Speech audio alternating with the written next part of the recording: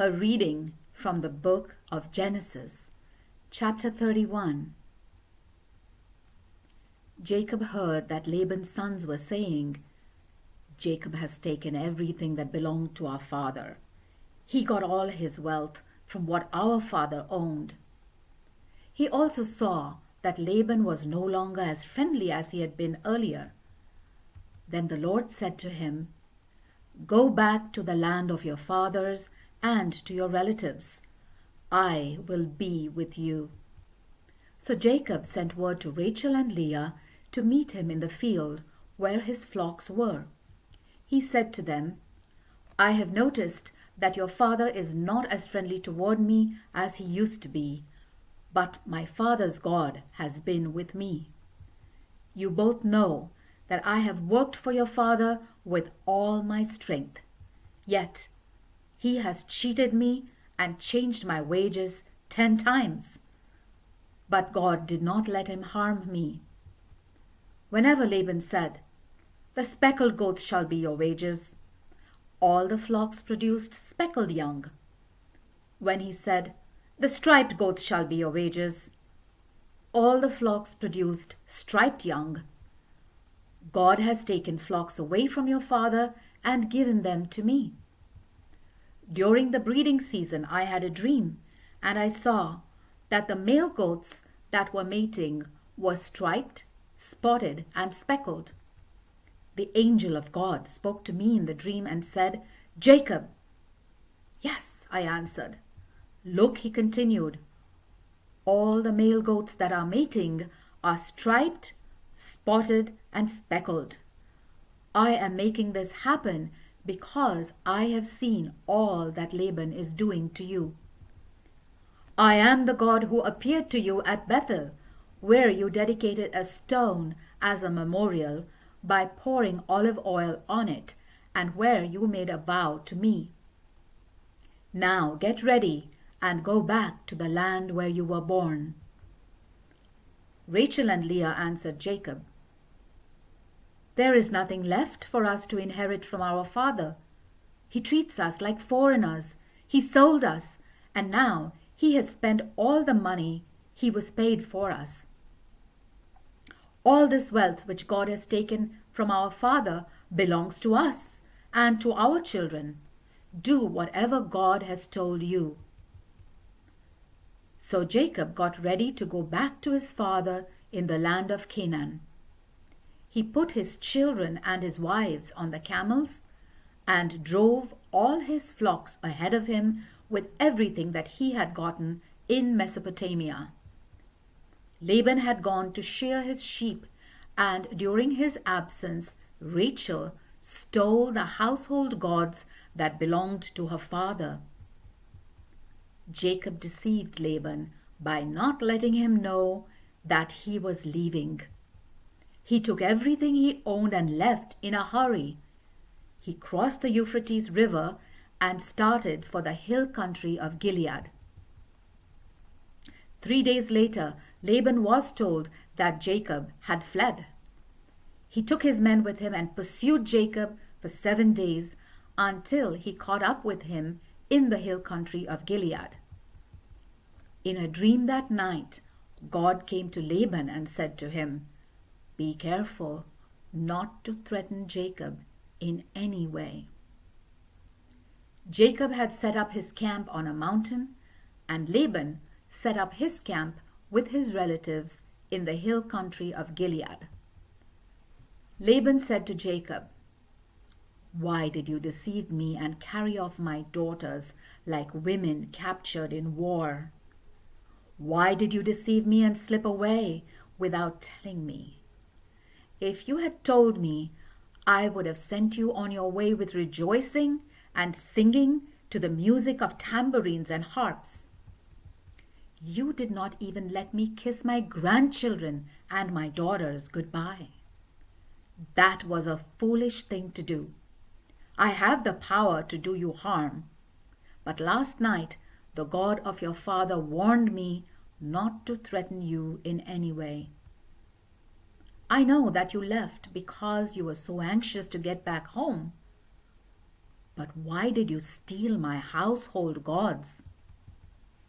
Jacob answered, "I was afraid because I thought that you might take your daughters away from me. But if you find that anyone here has your gods, he will be put to death.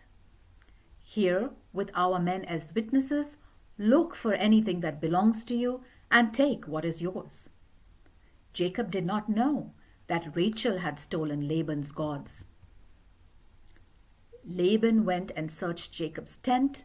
Then he went into Leah's tent and the tent of the 2 slave women, but he did not find his gods. Then he went into Rachel's tent. Rachel had taken the household gods and put them in a camel's saddlebag and was sitting on them. Laban searched through the whole tent but did not find them. Rachel said to her father, "Do not be angry with me, sir, but I am not able to stand up in your presence. I am having my monthly period." Laban searched but did not find his household gods. Then Jacob lost his temper. "What crime have I committed?" he asked angrily. "What law have I broken that gives you the right to hunt me down? Now that you have searched through all my belongings, what household article have you found that belongs to you? Put it out here where your men and mine can see it, and let them decide which one of us is right. I have been with you now for 20 years.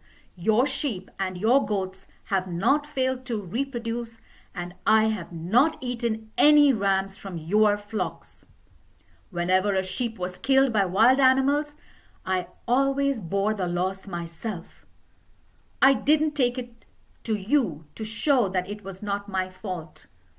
You demanded that I make good anything that was stolen during the day or during the night. Many times I suffered from the heat during the day and from the cold at night. I was not able to sleep. It was like that for the whole 20 years I was with you. For 14 years I worked to win your 2 daughters and 6 years for your flocks. And even then, you changed my wages 10 times.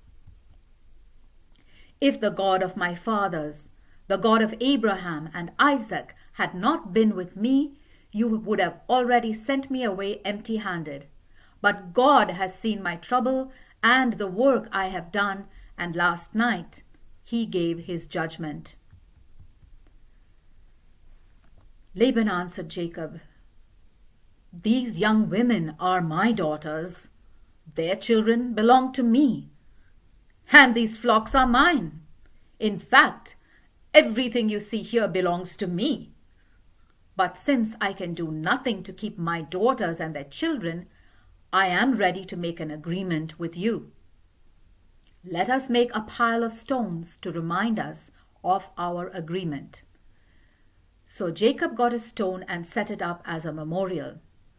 He told his men to gather some rocks and pile them up. Then they ate a meal beside the pile of rocks.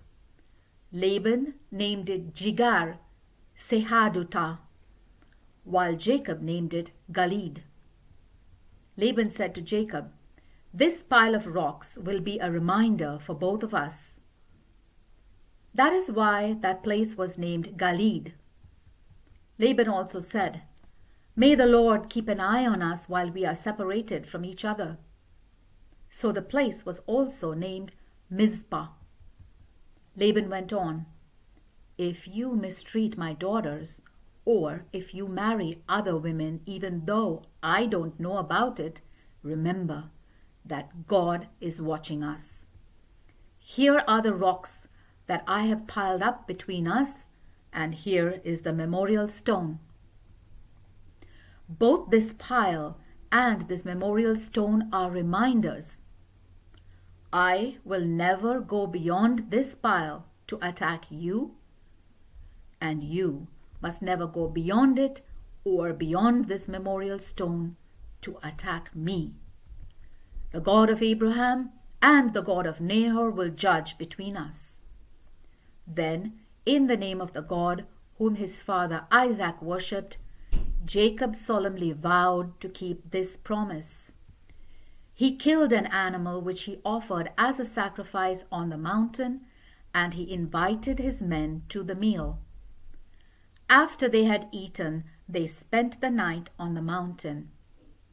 Early the next morning, Laban kissed his grandchildren and his daughters goodbye and left to go back home. The word of the Lord.